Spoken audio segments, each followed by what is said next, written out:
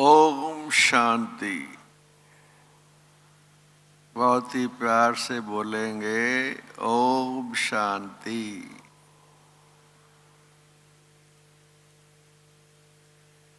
बहुत ही अच्छा लग रहा है। अपना जोन सारा ही, वैसे तो विषय भी अपना है, पर निमित्त मात्र सेवा के लिए कहने में आएगा कि पंजाब जोन का बहुत बड़ा ये भाग्य है। सेवा का चांस खास यहाँ शांति वन में बाप दादा के आगमन के समय पर मिलना, जिसमें कितने भाई बहनों को जो भी मेरे सामने बैठे हुए हैं बहुत करके काफ़ी समय उनको मिलता है यहाँ शांति वन में आकर के रहते हैं। इस वातावरण में दादियों का संग उनको मिलता है, बड़ी भाई बहनों का संग मिलता है, अपने लौकिक परिवार व्यवहार कारोबार से यहाँ रह करके। तो ये जो 8-10 दिन का टाइम जो हमें अनुभव सुनने को मिलता है, सुनाते हैं भाई बहने, बहुत बहुत अच्छा लगता है। इस बार तो ख़ास आप सब जानते हैं कि हम लोगों को हमारी आदरणीय मुन्नी बहन जी की तरफ से जो सेवा के टर्न के प्रोग्राम बनाए जाते हैं, ये प्यारे बाबा ने हमारे आदरणीय मुन्नी बहन जी के ऊपर ये जिम्मेवारी का ताज रखा हुआ है और इसलिए हम सारा जोन ज़ोरदार ताली बजा करके हमारी आदरणीय मुन्नी बहन जी का आभार व्यक्त करते हैं कि ये चांस हमें मिला 31 दिसंबर की टर्न का। मैं जानता हूँ कि ठंडी का मौसम भी है और कुछ उसके कारण थोड़ा बहुत आने जाने में कठिनाई भी है, मगर ये जो चांस मिला है आप सबको कि आप बाबा के दिन देखेंगे कि यहाँ पर नया वर्ष कैसे मनाया जाता है, दादियाँ कैसे मंच पर आती हैं, कैंडल लाइटिंग और केक कटिंग सारा आप सब देखेंगे अपनी आंखों के सामने। और दूसरा चांस आप सबको ये मिलेगा विशेष तौर पर, ये भी बहुत खुशी की बात है कि 1 जनवरी को हम आज परम आदरणीय जानकी दादी जी का जन्मदिन मनाएंगे। ये और ही खुशी की बात है। ये भी आप इतना बड़ा भाग्य आप दूर टीवी पर और सब देख रहे होंगे जो नहीं यहाँ पर होंगे, मगर आप अपने सामने आँखों से वो सीन देखेंगे और आपकी स्मृतियों में कितनी अच्छी अच्छी चीज़ें जब आप यहाँ से लौटेंगे और वहाँ जाके शेयर करेंगे, तो ये भी भाग्य की बातें हैं बहुत। ये जो आज का ख़ास विषय है स्वदर्शन चक्र और फिर विजय चक्र, तो ये भी जो सुदर्शन चक्र में केवल ज्ञान की बात नहीं है, वो तो हम अच्छी तरीके से सारे भाई बहने पुराने नए जो भी बैठे हुए हैं उनको मेरा ख्याल है ज़्यादा इस बारे में बताने की ये ज़रूरत नहीं है कि सुदर्शन चक्र हम किसे कहते हैं। वो तो जो भी बाबा के बच्चे हैं मुरली सुनते हैं उनको पता है कि सुदर्शन चक्र का भाव क्या है हमारा, जो ये बाबा ने हमें सृष्टि के आदि मध्य अंत की समझ दी है और ख़ास तौर पर 4 युगनी, अभी हम 5 युग कहते हैं, इसकी जो समझ दी है वो समझ जो है हर एक को है। मैं समझता हूँ कोई भी ऐसा भाई बहन नहीं होगा, ये सिंपल सी बातें जो हम 7 दिन का कोर्स भाई बहनें हमें करवाती हैं, तो हम बड़ा सबको जो भी हैं माताएं भी आप देखो, कोई भी किसी से भी आप पूछो सुदर्शन चक्र के बारे में तो बड़ा सहज बताएंगी। सतयुग है, त्रेता युग है, द्वापर युग है, कलयुग है, संगम युग है। सुदर्शन आत्मा इन युगों में जो चक्कर लगाती है, सो मैं आत्मा। हमें अब अंदर हारे को समझ आए कि हम यहाँ जो बैठे हुए हैं सब वही आत्मा हैं जो सृष्टि के आदि में सतयुग में हम लोग परम धाम से अपने स्वीट होम से यहाँ पर आकर के पाठ बजाने लगे थे। और हमारा आदि स्वरूप क्या था, वो जैसे हर एक को अंदर समझ है। मैं ऐसे नहीं समझता कि ये जैसे कोई जैसी चीज़ भूलती है, भूलती तो नहीं है। हम सतयुग में आए थे, कितने जन्म वहाँ पाठ बजाया, उसके बाद त्रेता में आए, कितने जन्म पाठ बजाया, द्वापर कल युग में। ये सब चीज़ें जैसे मैं इसको कहता हूँ इन्फॉर्मेशन, समझ, जानकारी हर एक को है। मगर ये जो कुछ समय पहले बाबा ने मुरली में कहा, सुदर्शन चक्कर से विजय चक्कर, तो हम इसके बाबा के भाव को समझे अच्छी तरह से। आज हम थोड़ा सा गहराई का चिंतन करें। अगर हम सरल भाषा में अगर समझेंगे तो क्या हम, ये तो बड़ा सिंपल है कि कोई भाई बहन अगर बैठ करके अगर बैठा रहे, अच्छा अभी मैं सतयुग में आया था, फिर त्रेता में, द्वापर में, कलयुग में, अब संगम युग है, अच्छा फिर अब सतयुग में जाऊंगा। बड़ा अच्छा, ये सुदर्शन चक्कर घुमाना ये कोई मुश्किल बात तो नहीं लगती है, मुझे तो बड़ा सहज सा लगता है, क्या बड़ी बात है ये। मगर इसको इसी ढंग से जैसे अगर हम समझेंगे कि सुदर्शन चक्कर को हम रिपीट करते रहें, रेपिटेशन, बार बार अंदर में हम सोचते रहें कि मैं सतयुग में था, फिर त्रेता में था, फिर द्वापर में, फिर अंदर ऐसे बैठ के सोचते रहें, संगम युग है, अभी फिर सतयुग आने वाला। अच्छा ठीक है, फिर क्या हुआ, फिर क्या होगा? अगर कोई बैठ करके सोचते रहे तो क्या होगा फिर? उसे विजय चक्र का क्या भाव है? विजय चक्र का मायना ये है कि जो ये 5 विकार हैं और इसके अंदर बहुत सी और चीज़ें हैं। 5 विकार तो मोटे हैं, बाबा कहता है, बहुत और सूक्ष्म है। विकारों के भी अंदर कई सूक्ष्म उसकी शाखाएं हैं। तो वो जैसे विजय चक्र का मायना कि उन पर हमारी विजय, विजय का भाव भी हम समझते हैं कि विजय का भाव हमारा मन वचन कर्म में। अगर हमारी किसी विकार के बारे में अगर हम जैसे फॉर एग्जांपल बाबा के बच्चे बने हैं, ब्राह्मण हैं, हम सब अच्छी तरह से जानते हैं, और ब्रह्मचर्य व्रत की पालना ये तो हम ब्राह्मणों का हमारा पहला कर्तव्य है। पहला बाबा ने मुरली में कहा कि जो ब्रह्मचर्य व्रत का पालन नहीं करता, पवित्रता की धारणा नहीं करता, ब्राह्मण ही नहीं है। बस सीधी बात, सतयुग में जाने की तो बात ही नहीं है। हाँ, अगर कोई बाबा कई दफ़ा कहता है कि जो मुरली रोज़ सुनता है, एक मुरली बाबा ने कहा था कि बच्चे सतयुग में तो वो आएगा। बहुत खुश हो गए थे सब ये सुन करके कि बाबा ने कहा सिर्फ जो मुरली सुनता ही है। अच्छा भाई ठीक है, खुशी बहुत हुई है सुन कर के कि मुरली सुनना, बस मुरली रोज़ सुन लिया करेंगे, सतयुग में चले जाएंगे। अगर सतयुग में जा कर के फिर उसके बाद की बात, सतयुग में चले जाएंगे, पर सतयुग में तो बाबा क्या कहता है, राजधानी है। राजधानी में राजा भी है, रॉयल घराना भी है, रॉयल प्रजा भी है, साधारण प्रजा भी है, और उसके नीचे के भी आप सब जानते हैं, वो भी बड़े ज़रूरी हैं सारे। तो सारे वहाँ स्टेटस है ना वहाँ पर।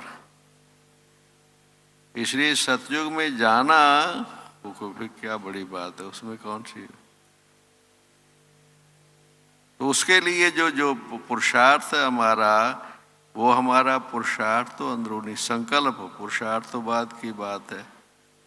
जो भी यहाँ बैठे आप देखो, कई दफ़ा बाबा की मुरली में आता है कि बच्चों से हाथ खड़े करवाते हैं कि आप क्या बनोगे, आप श्री लक्ष्मी नारायण बनोगे या श्री सीताराम बनोगे।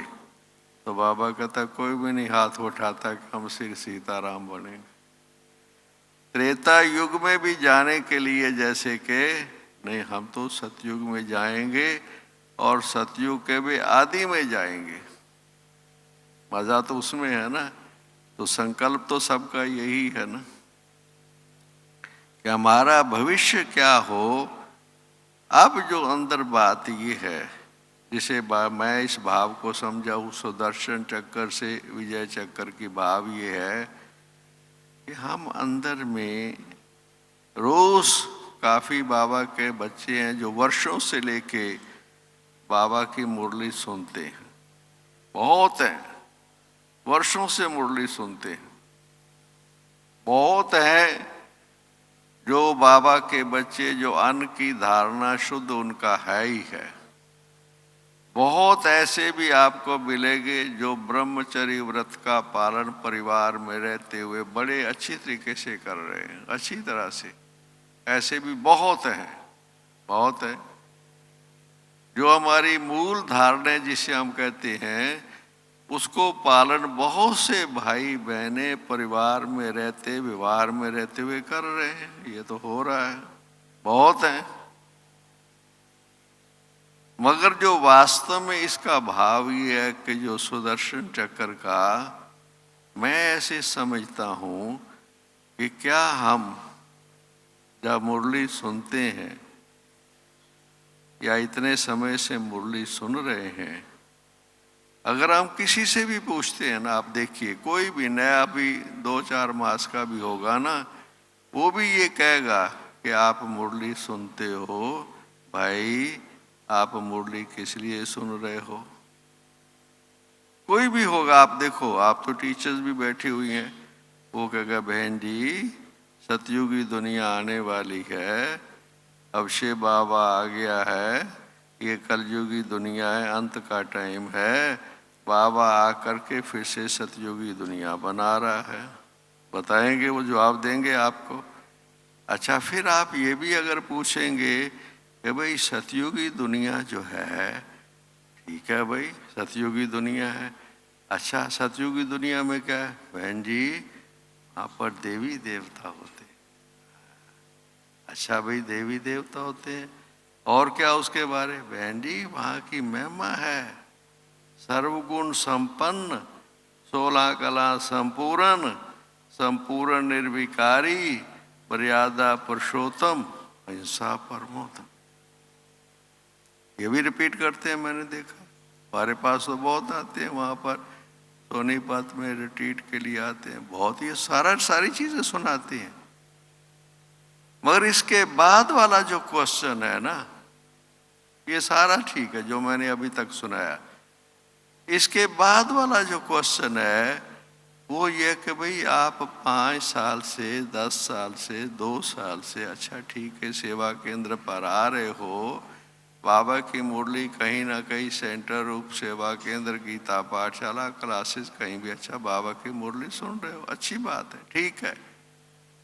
पर आप सच्चाई से ये बताओ, सच्चाई से, हर कोई अपने अंदर देख करके, ऐसे जैसे दादी कहती हाथ लगाओ हार्ट पर, अपने दिल से ये देखो कि हम बने कितने।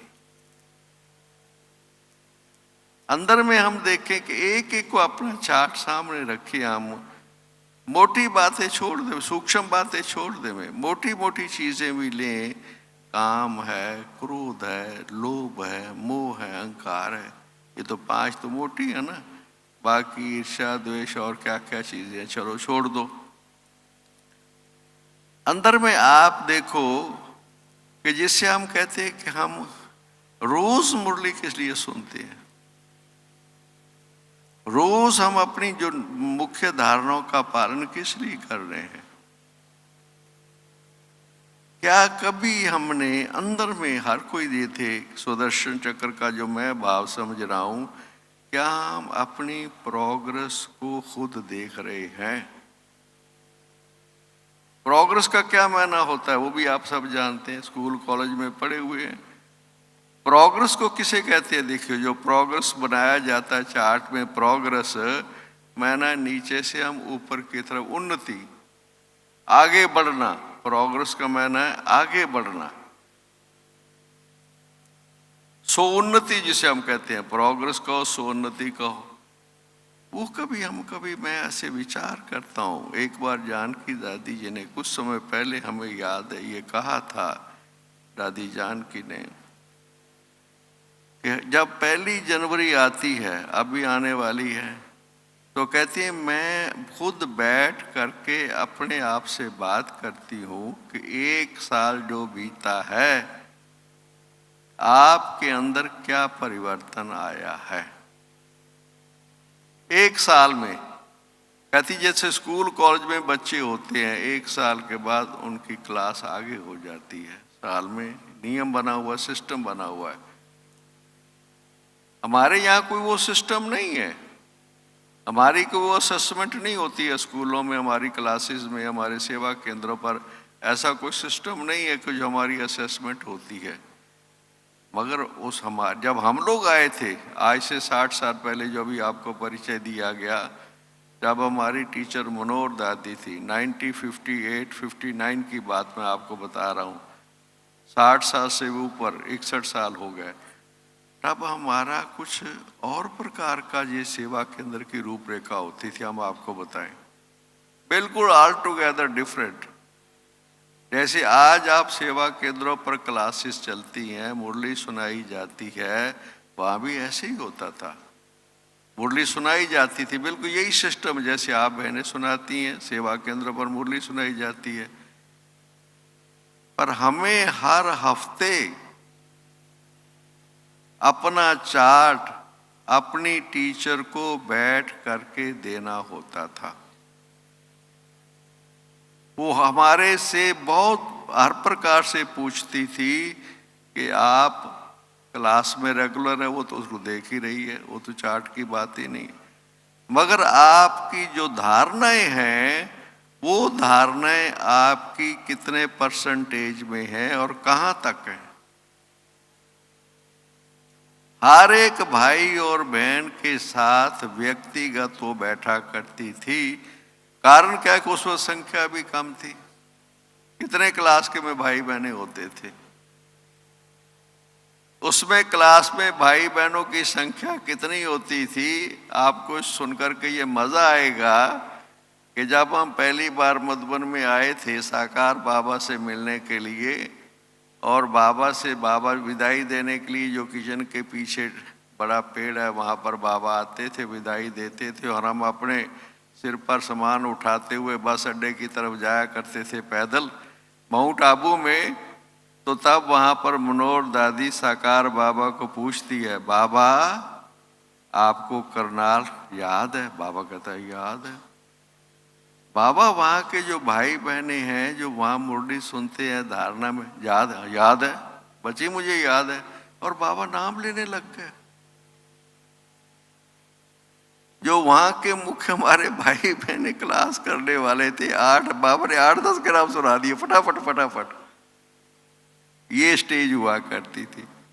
मतलब गिनती कितनी थी, बाप मेरा कहने का गिनती कितनी थी, बहुत लिमिटेड सी संख्या हुआ करती थी, लिमिटेड सी संख्या बहुत। इतनी कम संख्या होगी तो उनकी तरफ ध्यान देना तो नेचुरली है कि टीचर का जरा, जितनी क्लास छोटी होगी उतना ध्यान ज्यादा टीचर देगी ना। अब क्लासेस बढ़ती चली जा रही हैं। टीचर जो हमारी बड़ी थी उनकी जगह पर टीचर छोटी हो गई है। बहुत सेवा केंद्रों पर मैंने देखा है कि हमारी जो मुरली सुनाने वाली बहन है उसकी ज्ञान आयु कम है, और जो मुरली सुन रहे हैं उनकी ज्ञान आयु बहुत है। पहले ऐसे नहीं होता था, ताकि वो बड़ा भाविये को पूछ सकती थी उससे चार्ट। अब कौन चार्ट पूछता है?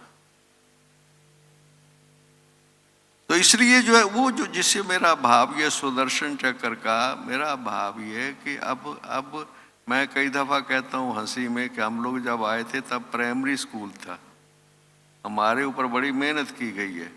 उसके बाद मिडिल स्कूल बना, उसके बाद हाई स्कूल बना, अब तो यूनिवर्सिटी है।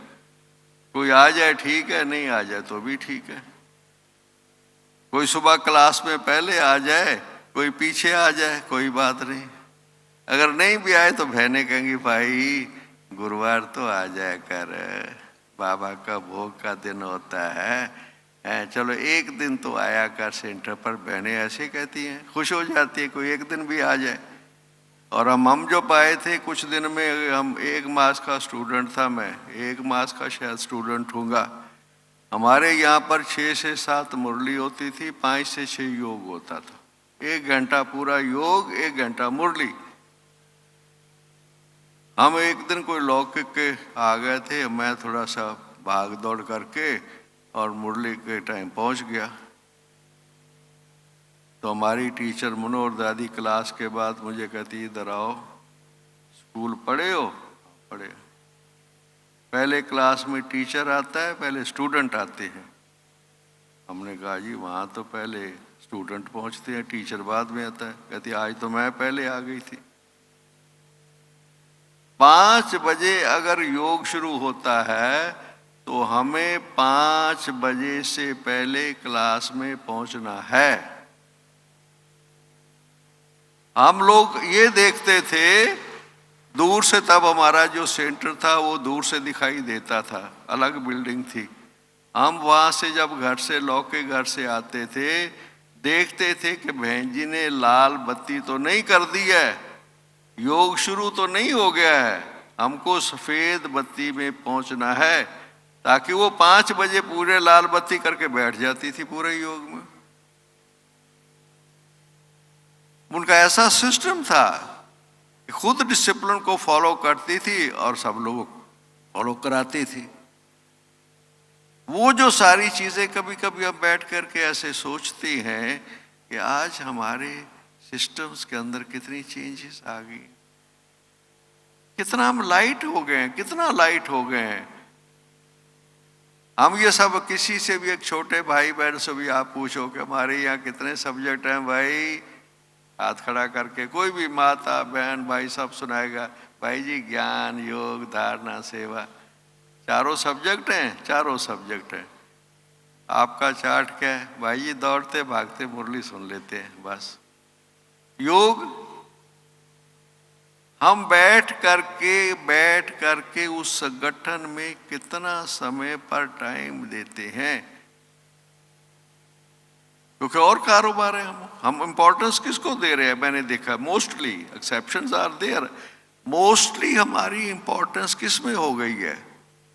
और चीजों में। मुरली के बिना भी हम नहीं रह सकते, मुरली भी सुनेंगे, मगर जो हमारी स्टेज होती है, वैसे 80 में आगे भी मैंने आप लोगों को जो पुराने बैठे हुए सुनाया था कि एक बार और मैं क्लास में लेट हो गया। उन दिनों की बातें हैं, मैं लेट हो गया, मुरली के टाइम पर पहुंच गया। तो हमारी गोपी दादी थी, एक मनोहर दादी थी, एक गोपी दादी थी। तो गोपी दादी मुझे क्लास के बाद बुलाती है, इधर आओ। मैंने कहा हाँ दीदी सुनाओ। ओम शांति किया, क्योंकि वो बोलती कम थी, योग में बैठती थी। तो उन मेरे से पूछ रहे कि भाई खाने से पहले स्नान करना चाहिए। मैं छोटी उम्र थी, 19-20 साल की। मैंने कहा बहन जी ये तो आपने बहुत अच्छी बात सुनाई है कि खाने से पहले स्नान करना चाहिए। कहती है आज तो आपने खाना खाया, स्नान नहीं किया। मैंने कहा पता नहीं इसको कैसे पता लग गया। मैं दौड़ भाग करके आया था जल्दी। मैंने कहा बहन जी सच्ची बात है, मैंने स्नान भी नहीं किया और खाना भी जाके खाऊंगा, स्नान भी करूंगा और खाना भी खाऊंगा। नहीं भाई, ये मुरली खाना है, योग स्नान है।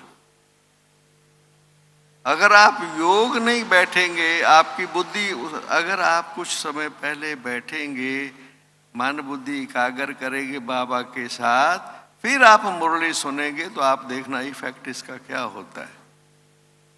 और अगर आपने बिना योग किए, क्यों ये सिस्टम हमारे बने हुए सेंटरों पर कि पहले योग होता है फिर मुरली होती है, आप देखो। तो तो इसको हम चेक करें। मेरी भावना ये जो मैं आपसे बात कर रहा हूं कि उन दिनों में ये मस्ट था, अब ऑप्शनल है। पहले हम ऐसा नहीं कर सकते थे। और 1 घंटा योग है तो 1 घंटा ही पहले बैठना है, इतनी स्ट्रिक्टनेस हुआ करती थी। और उसका इफेक्ट आप देखो कितना जबरदस्त इफेक्ट होता था। अगर 1 घंटा पहले मन बुद्धि को एकाग्र किया जाए अलर्टनेस से, रियल योग जिसे बाबा यथार्थ योग कहता है, क्योंकि आज मैं आपको सच्चाई बताता हूँ कि आज योग को भी थोड़ा सा मिक्स किया भाई बहनों ने, कईयों ने। जिसे वो योग कहते हैं ना, वो नींद है। बहुत करके कई नींद करते हैं और कहते हैं योग में बैठे हुए हैं। यथार्थ योग, इसलिए बाबा को कहना पड़ा यथार्थ योग। यथार्थ योग का क्या मायना है?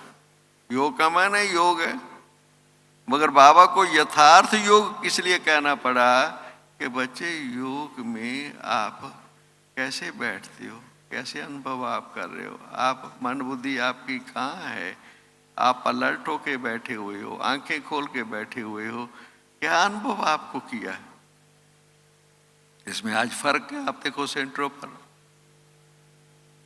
और हमारी टीचर जो मनोहर दादी थी, वो भी, इसमें भी मैं आपको बताऊं कि वो हमारा कैसे, वो हमें उन्होंने पक्का किया कि बीच बीच में दूसरे तीसरे दिन जैसे 1 घंटा योग का पूरा होता था और मुरली शुरू करती थी, तो किसी को भी, जो हम मुरली सुनने से पहले योग करके बैठे होते थे, लाइट सफ़ेद हो जाती थी, किसी को भी कहती थी इधर आओ, यहाँ बैठो, आज आपने योग किया? हाँ दीदी किया, सुनाओ योग का अनुभव सुनाओ। जो बाबा ने 15 दिसंबर की मुरली में कहा, अनुभवी मूर्त बनो। हमें अनुभव सुनाना होता था और हम देखते थे कि हर एक का योग की स्टेज तो अपनी अपनी होती थी। अगर वो कई भाई बहने कहते थे दीदी मैं योग में बैठा, बड़ा शांति का, बड़ा अच्छा लगा। शांति का अच्छा लगा? हाँ अच्छा जाओ बैठ जाओ नीचे, पता नहीं नींद ही कर रहा होगा। और जो फिर भाई बहने दूसरे कई कहते थे दीदी हम जब मैं बैठा ना, शरीर मेरा हल्का हो गया, मैं देह से न्यारा हो गया, और मेरी मन बुद्धि में जैसे कि मैं फील कर रहा हूँ ये 5 ये तत्वों से पार मेरा मन जा रहा है। हाँ सुनाओ सुनाओ और सुनाओ और सुनाओ। आगे क्या हुआ? मैं 5 तत्वों से पार चला गया, सफ़ेद लाइट थी, बड़ा अच्छा और सुनाओ और सुनाओ। जैसे उनको लगता था ये जो है ये ठीक सुना रहा है, ये कहीं गया है, मन बुद्धि कहीं लेकर के गया है, जिसको हम योग कहते हैं। अभी आजकल मैंने उस हंसी में किसी को मैं सुना रहा था, एक भाई मेरे पास आया, भाई जी 1 घंटा योग किया। मैंने इसको दृष्टि दी, योग किया? कहते किया। मैंने कहा कहाँ गया था? कहते कहाँ जाना था। वो मेरे से पूछ रहा है कहाँ जाना था, और कहता है मैंने 1 घंटा योग किया। ये सुदर्शन चक्र का मैं भाव ये समझ रहा हूं कि हम ये जो चीजें हैं जो कर रहे हैं, जो हमारी नॉर्मल रूटीन है ब्राह्मणों की, मैं कोई नई बात आप लोगों को नहीं सुना रहा हूं, जो हम कर रहे हैं वो हम यथार्थ करें। बाबा ने भी कहा विधि से सिद्धि होगी। अगर हम विधि पूर्वक नहीं कोई चीज करते हैं, कर रहे हैं मगर विधि से नहीं कर रहे हैं, जिसको हम योग कह रहे हैं वो योग है ही नहीं है। मैं कई वहां पर हमारे पास आते हैं जब भट्टियों में और आते हैं, तो हम लोगों को 2 दिन यही मेहनत करनी पड़ती है, भाई जो आप योग समझ रहे हो वो योग नहीं है। मैं आपको सच्चाई बताता हूं, ये योग नहीं है। योग दादी देखो, मैं देख रहा था कल दादी हमारी जानकी दादी क्या एक्शन कर रही थी, मैं साथ बैठा हुआ था, क्या एक्शन कर रही थी। फिर आंखों को खोल के ऐसे करती है, ऐसे आंखें खोल के बैठो। योग कैसे करना है? कहती आंखें खोल के बैठना है, कह रही थी। तो योग हमारा जो हम जैसी जो मैं अच्छा कही कहते हमें आंखें बंद करके अच्छा लगता है, अच्छा लगने की अलग बात है, पर बाबा ने क्या सुनाया, श्रीमत क्या कहती है। हमने श्रीमत के अनुसार ये जीवन है, हमारी श्रीमत के अनुसार है। हम अगर पढ़ाई सिस्टम से नहीं करेंगे तो फिर हमें रिजल्ट क्या आएगी, हमें क्या प्राप्ति क्या होगी, क्या मिलेगा हमें, पता नहीं हम कहाँ हैं, बैठे हुए हैं, हम हैं कहाँ पर यही पता नहीं है कहाँ पर हम। इसलिए जो सुदर्शन चक्र का भाव मैं ये समझता हूं, हम अपने पुरुषार्थ को यथार्थ बनाएं, हम अपने अंदर के वो जो स्टेज है उसको चेक करें अच्छी तरीके से, ये गोल्डन है, ये सिल्वर है, ये कॉपर आयरन, ये तो हम जानते हैं, इस चक्र को तो जानते हैं, पर मेरी आत्मा की स्टेज में कितना फर्क पड़ रहा है। मेरे अंदर गोल्डन संस्कार जो है, सतयुगी संस्कार जो है, वो कितने आ रहे हैं। मेरा भविष्य में पद क्या है, सतयुग तो आना है और आएगा ही, पक्का आएगा, पर मेरा पद क्या, मुझे क्या लगता है। उस दिन हम लाइट वे में बैठे हुए थे, दो चार आपस में बातचीत कर, या परसों था, मैंने कहा एक मैं सिंपल सी, मैं कहा हम चेकिंग करते हैं, सिंपल सी चेकिंग हम करवाते हैं। वो सिंपल सी चेकिंग क्या है कि वहाँ राजा भी होगा, कहते होगा, राजा भी होगी, दास दासी भी होंगे, अच्छा ओके, ये सारे जानते हैं सतयुग में ये होगा। यहाँ ही पता लग जाता है। वो मुझे पूछते कैसे पता लग जाता है भाई जी आपको, मैंने कहा पता कैसे लग जाता है, मैं क्या, मैं आपको पहली निशानी बताता हूँ। जैसे 3:30 का गीत बजा, कानों में गीत बजा, ऐसे बजा, फिर उसके बाद क्या हुआ, अगर आप राजा हैं तो पहले राजा का संस्कार ये है कि ओम शांति शिव बाबा थैंक यू, उठ जाएगा, बस ये राजा ही संस्कार पहला है। उसके बाद वाला संस्कार कौन सा है, वो उठ गया है, मैं भी उठ जाऊं, नहीं तो वो कल को मुझे कहेगा कि ये तो उठा ही नहीं, सोया रह गया। दूसरे के प्रभाव में उठने वाला सतयुग में भी दूसरी आत्माओं के प्रभाव में रहेगा, प्रजापद वो बन ही नहीं सकता, राजा बन ही नहीं सकता है। और दास दासी पद कौन सा है, आप लोग जाओ हैं, आप लोग लगी पड़ी उठने की, अरे सतयुग तो उसके लिए है जिसके लिए यहाँ ही सतयुग है, आगे का किसने देखा। ऐसे भी है, ऐसे भी कहती है कि सतयुग किसने देखा, आप तो सोएंगे आराम से। इसलिए किसी ने कहा कि ये जो कहते हैं कि हम सोएंगे आराम से, उनको सोने दो। मैंने कहा क्यों सोने दो, क्योंकि सतयुग में आपसे पहले उठना, उन्होंने सफाई सुई करनी है, तो यहां सोएंगे तो वहां उठेंगे नहीं, फिर उनको वहां उठना पहले है, इसलिए यहां सोना है उनको। ये देखो नेचुरल, हर कोई अपनी, देखो ये सुदर्शन चक्र का मैंने, हम अपने आप को देखो, मेरे ये संस्कार क्या है, स्वतः है या प्रभाव में आने का पुरुषार्थ है। मैं जो पुरुषार्थ कर रहा हूं वो मेरे मन से कर रहा हूं, इच्छा से कर रहा हूं, मुझे खिंचाव होता है। अब योग समझो सेंटर्स पर चल रहा है, या मुरली चल रही है, योग चल रहा है, सेंटर चल रहा है, मगर मुझे मन करता है मेरा। हमारे पास अचल बहन जी थी, 4 टाइम चंडीगढ़ में योग होता था, चारों टाइम पर योग में जाके बैठती थी, चारों टाइम पर। वो मंच पर नहीं बैठती थी, मंच पर सुबह बैठती थी, बाकी जाके सोफे पर क्लास में बैठ जाती थी। मैंने एक बार कहा बहन जी आप 4 बार क्यों बैठते हैं। भाई जब लाल बत्ती होती है ना, मुझे खिंचाव होता है, मैं रुक नहीं सकती हूँ, कारोबार चलते रहेंगे। ये देखिए ये क्या स्टेज है। स्वतः अंदर खिंचाव करे, जिसको बाबा खिंचाव करे कि मैं बाबा के पास जाके बैठ जाऊं और बैठ जाऊं। जैसे हम शुरू शुरू में आते तब ये हमारे से पुरुषार्थ करवाए गए जो मैं आप लोगों से शेयर कर रहा हूं। मैं एक दिन क्लास में के बाहर जाने लगा, एक हमारी दादी थी, गोपी दादी, भाई कभी तो योग लगा लिया करो। मैं कहा दीदी मैं तो रोज ही घंटा बैठता हूँ। योग में आकर के नहीं नहीं वो योग नहीं है। मैं क्या क्यों? वो टाइम कॉन्शियस रहते हो। मैं कहा मैं जॉब करता था। मैं क्या टाइम कॉन्शियस तो रहना पड़ेगा ना, कभी तो गॉड कॉन्शियस हो जाया करो। मैं क्या गॉड कॉन्शियस किसे कहते हैं? बैठे रहो तो बैठे रहो, उठो ही नहीं, उठो ही नहीं।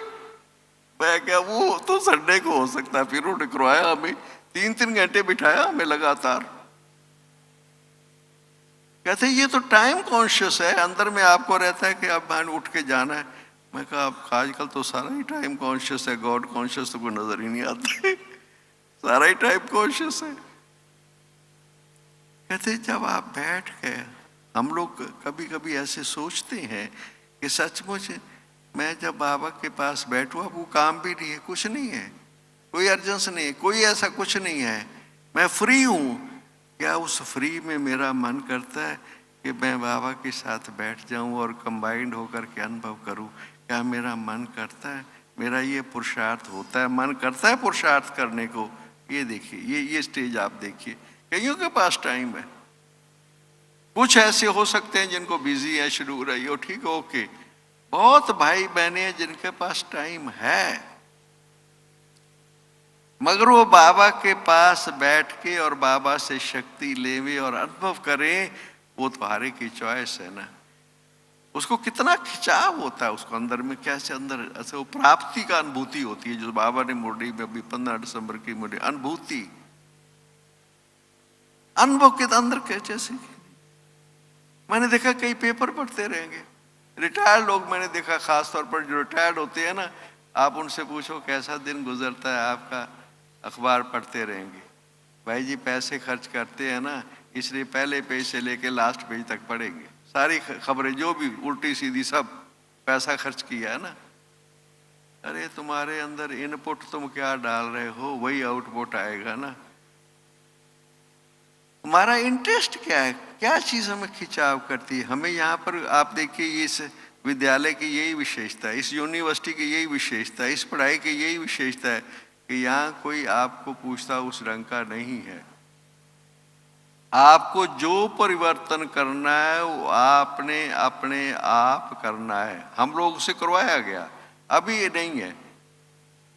आप अन्न शुद्ध रखोगे या नहीं रखोगे, कितना रखोगे? लौकिक के पास जाओ, संबंधों में जाओ, पार्टियों में जाओ, कहीं भी जाओ, कोई नहीं आपको चेक कर रहा है। हाँ, अब स्टेज ऐसी आ गई है, मैं ऐसा कई दफा मानता हूं, क्या बहुत से लोग जानने लग गए हैं कि ब्रह्मा कुमार ब्रह्मा कुमारी कैसे होती है। इसलिए मैं भाई बहनों को कहता हूं, भाई बहनों आप अलर्ट हो जाओ, आपको सारे देख रहे हैं। आप बैज उतार भी दोगे ना तो भी आपको लोग कहेंगे आप ब्रह्मा कुमार हो। ब्रह्मा कुमार, मैं जाता हूं। अच्छा, आप तो खा रहे थे वहां पर, आप तो डुप्लीकेट ब्रह्मा हो। वो ये कहेंगे क्योंकि वो जानते हैं कि ब्रह्मा कुमारी तो खाते ही नहीं होते। अब लोग प्रसिद्ध हो गए हैं कि ब्रह्मा कुमारी किसे कहते हैं। अब हम लोगों को अपनी धारणाओं को सेवा के लिए देखना है, अपने लिए के साथ साथ सेवा के लिए देखना है। हमें दूसरे क्या करेगा, क्या देख रहे। इसलिए जो ये मेरी भाव ये कि हम अपनी असेसमेंट, अपने चार्ट को अच्छी तरीके से देखें। मन हमारा बैठने को लगता है, हम देखो दादी रोज क्या कराती, रोज दादी का भाव देखो, मैं कौन मेरा कौन, मैं कौन मेरा कौन, मीठा बाबा प्यारा बाबा, अंदर दादी का भाव समझो। बाबा की खिंचाव हमें कितना होता है, इतना बाबा, जिसको मैं बाबा, मैं अपना बाबा कह रहा हूं, मेरा बाबा कह रहा हूं। दूसरी कई दफा धारणा की जो बात है वो मैं ये कहता हूं, मेरी भावना ये है, हम सब लोगों को अच्छी तरह से मुरली में समझते, अच्छी तरह से मुरली में समझते हैं कि आत्मा समझ के ये बाबा को याद करो। आत्मक स्मृति पहले, परमात्मक स्मृति ऑटोमेटिकली हो जाएगी। मूल बात क्या चीज है? आत्मक स्थिति।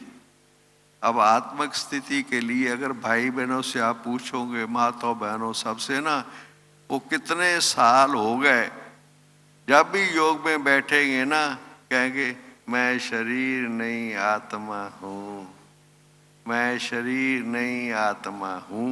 मैं कई दफ़ा पूछता हूँ कितने साल और लगेंगे इसको पक्का करते हुए, एक ही पाठ को, पहले पाठ को पक्का करते हुए कितना टाइम और लगेगा आपको कि मैं आत्मा, हम हैं ही आत्मा ना, शरीर तो कपड़ा धारण किया हुआ है ना। ये तो पहले दिन का लेसन है हमारा। आत्मिक स्थिति का भाव क्या है, जो मैं समझ पाया हूं आत्मिक स्थिति का भाव, आत्मिक स्थिति का भाव ये है कि हम एक के हैं और उसकी संतान आपस में, कोई भी बीके हैं, नॉन बीके हैं, किसी धर्म के हैं, किसी जाति के हैं, ज्ञान में चलने वाले नहीं चलने वाले हैं वो ईश्वर के। मैं उनको जो उसको जिससे भी बात करता हूं, जिसके भी संबंध संपर्क में आता हूं, उसको ईश्वर का समझ रहा हूं, नहीं तो देह में हूं, बॉडी कॉन्शियस में हूं। अगर मैं आत्मिक स्थिति में हूं तो उसको आत्मा समझ रहा हूं। और उसकी निशानी क्या है, कैसे मुझे पता लगे कि मैं आत्मिक स्थिति में हूं? आत्मिक स्थिति में कि उसको जिसको भी मैं देख रहा हूं या जिससे मैं बात कर रहा हूं, क्या मेरे मन में, मेरे थॉट्स में उसके लिए प्यार पैदा हो रहा है, अपनेपन की फीलिंग आ रही है। मैं इसको मानता हूं आत्मिक स्थिति। अपनेपन की, फॉर एग्जाम्पल, जैसे मैं आपको एग्जाम्पल देता हूं, आपकी लौकिक बहन या भाई हैं, देखे आप मार्केट के अंदर कुछ खरीद करने गए हैं, मार्केट में आपको नजर आ गया आपकी बहन या भाई लौकिक देहधारी, वो भी आ गया मार्केट में। आप जब उसको देखेंगे तो आपके भाव कैसे होते हैं? वो देखा आपका भाई या बहन है, आपको कोई कहेगा कि इसकी तरफ देखे मुस्कुराओ? आपको कोई कहेगा उसको अपनेपन की फीलिंग आने लगेगी? नहीं आनी। ये दैहिक संबंध की आती है, अलौकिक की नहीं आती है। जो ईश्वरीय अविनाशी संबंध है, आप चेक करें, हर कोई, मैं भी चेक करता हूं, मैं ये केवल आप लोगों को नहीं सुना रहा हूं, मैं ये चेक करता हूं कि क्या मैं जो भी मेरे सामने कोई भी बीके नॉन बीके दुनिया का कोई भी, क्या मुझे ये स्मृति आती है उसको देख करके कि ये भी ईश्वरीय संतान आत्मा है? ब्राह्मण है या नहीं, वो तो उसके पास सेकंड कैटेगरी आ गई। ये चेकिंग मैं कहता हूँ, ये जैसे रियल यथार्थ पुरुषार्थ जिसे मैं कहता हूँ, कि कभी हम इसकी तरफ ध्यान देते हैं अंदर में ऐसे कि हम बॉडी कॉन्शियस में रहते हैं या सोल कॉन्शियस में रहते हैं। अगर हमें उनका देह की बातें याद आ रही है, देह भान याद आ रहा है, वो कौन है, क्या है, ये है, उसका देह नाम रूप, जो वो सारी चीजें याद आ रही है, ये तो बॉडी कॉन्शियस है ना। ये अंदर इतनी सूक्ष्म चेकिंग है कि वो भी ईश्वरीय संतान है, जो भी कोई है। अगर आप ये अभ्यास करने लगेंगे, आप जिसकी तरफ भी देखेंगे और आप भाव पैदा करेंगे, तो आप देखो उसके भाव बदल देंगे। नहीं तो बाबा ने क्या 15 दिसंबर की मुरली में कहा, बाबा ने कहा जिसको आप समझते हो कि ये तो साधारण है, कोई ऐसा है बच्चे, जिसको आप कहते हो ये तो बदलने वाला नहीं है बच्चे, वो आपको बदल रहा है। वो साधारण नहीं है, वो बहुत पावरफुल है। आप उसके प्रभाव में आकर के थॉट क्रिएट कर रहे हो कि ये तो साधारण है। तो मैंने कि उसकी जो नेगेटिविटी है आपको प्रभावित कर रही है, और होना चाहिए कि आप उसकी नेगेटिविटी दूर करो। कर्तव्य तो हमारा ये है। इसलिए बाबा को ये कहना पड़ा, किसी के लिए ऐसा कहना बच्चे कि वो नहीं बदलेगा, ये तो बच्चे, क्या बाबा ने कहा, घृणा है। देखो बाबा के शब्दों को, आप उस मुरली को, मैं तो कहता हूँ उस मुरली की कॉपी अगर हर एक अपने पास लेकर के और बीच बीच में पढ़ता रहे ना, जो लास्ट बाबा आया और उसकी मुरली है, इतनी वंडरफुल, इतनी वंडरफुल, कमाल है। हम तो उनका आभार मानते हैं जो मुरली सिलेक्ट करते हैं और वीडियो पर सबको दिखाते हैं। ऐसी ऐसी मुरली आप देखिए, आप कितनी, एक ही मुरली, अगर कोई एक ही मुरली के अनुसार जीवन बना लेवे तो मैं कहता हूँ ये भी कम पुरुषार्थ नहीं, बहुत बड़ा पुरुषार्थ है। इसलिए मेरी भावना ये कि हम ज्ञान सुनते हैं, मुरली सुनते हैं, योग करते हैं, धारणा अपनाते हैं, मगर जो बेसिक चीज़ें हैं, ये बेसिक चीज़ें हैं, अगर मेरी आत्मिक स्थिति में ये ध्यान रखूँगा कि मैं हर एक को उस भाव से देखूं कि ये शिव बाबा का बच्चा है, शिव बाबा की संतान है, तो बाबा तो याद है ही है ना, बाबा तो याद है ही है। मैं अगर जिसको कह रहा हूं कि ये बाबा का बच्चा है तो बाबा तो साथ है ही है ना, बाबा तो याद आएगा ही आएगा, तभी तो मैं कह रहा हूं ये बाबा का बच्चा है। अगर मुझे बाबा याद नहीं होगा तो मैं कैसे कह सकता हूं ये बाबा का बच्चा है। इसलिए बाबा ने कहा आत्मिक स्मृति बन जाएगी, स्थिति परमात्मक स्मृति स्वतः आ जाएगी, बच्चे नेचुरल हो जाएगी, नेचुरल है। इसलिए हम यथार्थ पुरुषार्थ को देख के, सुदर्शन चक्र का भाव जो मैंने समझा, विजय चक्र तो आप जानते ही हो, अगर हमारी सुदर्शन चक्र की स्टेज बन जाती है तो हमारी जो नेक्स्ट स्टेज है हमारी विजय चक्र की, वो तो है ही है हमारी प्राप्ति। वो तो पुरुषार्थ अगर यथार्थ है तो प्रारब्ध तो मिलेगी मिलेगी, मगर हम चल रहे हैं। मैं कई दफा अंदर ऐसे महसूस करता हूं, एक और लास्ट में कह के बात मैं पूरी करता हूं, आप लोग भी टीचर्स भी हैं, भाई बहनें भी हैं, थोड़ा सा सूक्ष्म जाओ पुरुषार्थ में। अभी समय के अनुसार हमें सूक्ष्म जाना पड़ेगा। सूक्ष्म, सूक्ष्म क्या चीज है?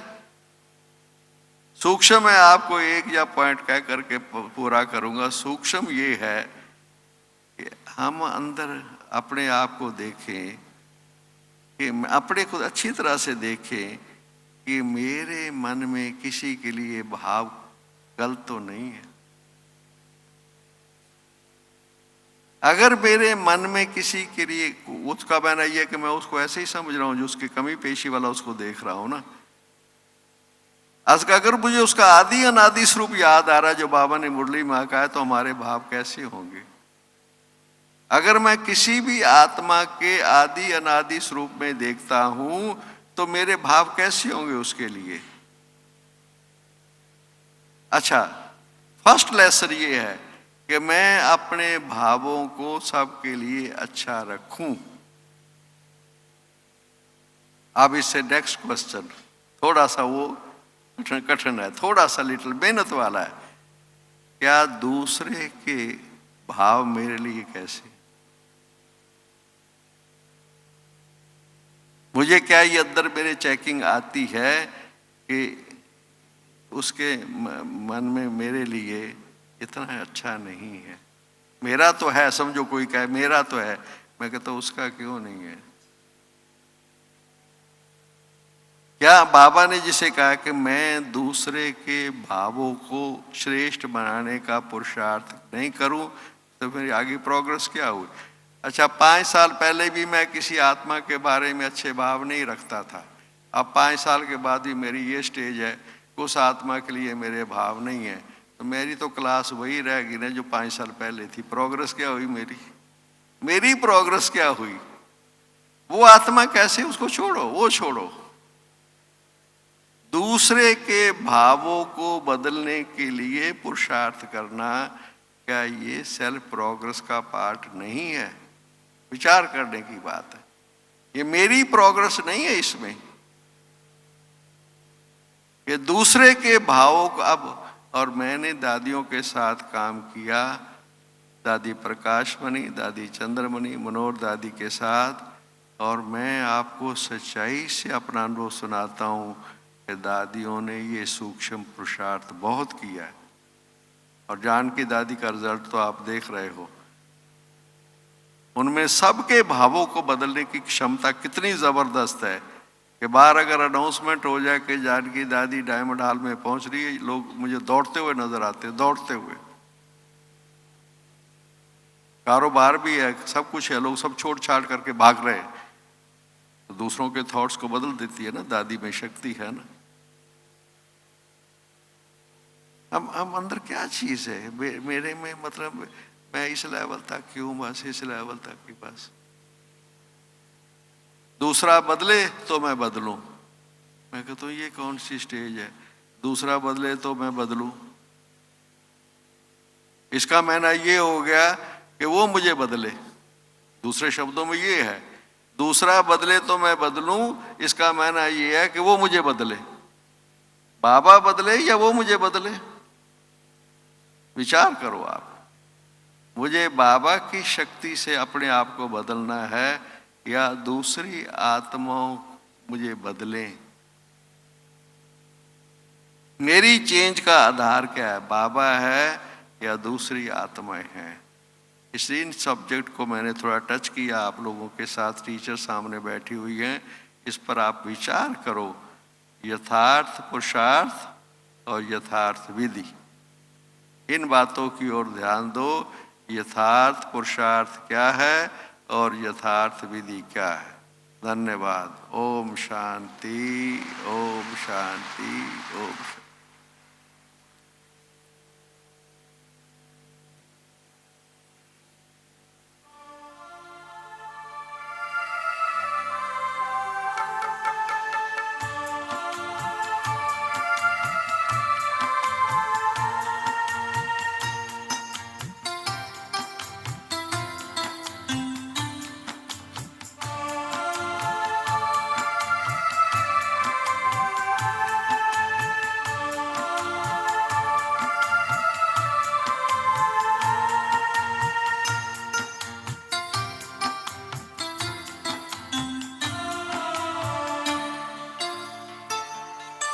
भ्रिकुटी की कुटी